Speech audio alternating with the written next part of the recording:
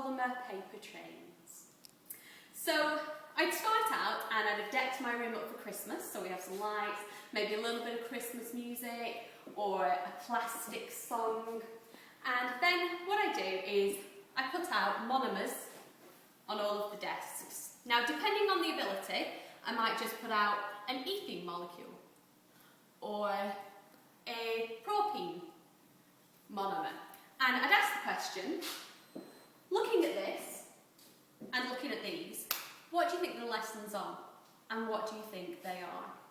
So, because we've already done about alkenes and alkanes, hopefully someone would say an alkene, which you can then relate to polymers.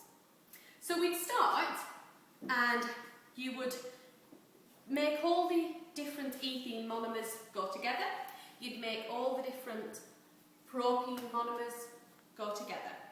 And they would then have to say how this model is like the monomer.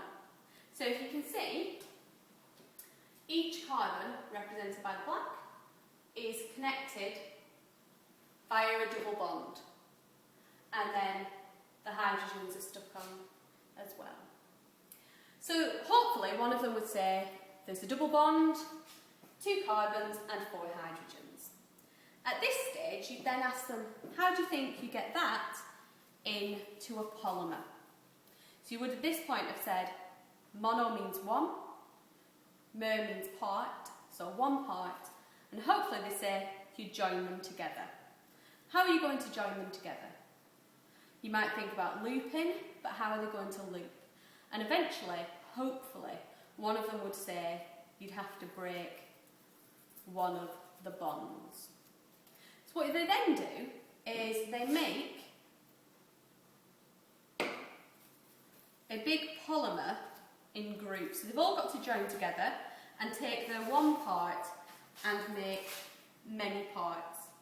What we then do is we try to name the polymer based on the monomer, and we look and discuss about addition polymerisation. So it's the breaking of the carbon double bond to produce one long chain, could be written in either way. You would also then have polypropene and polyethene, which you can dangle from your ceiling like Christmas.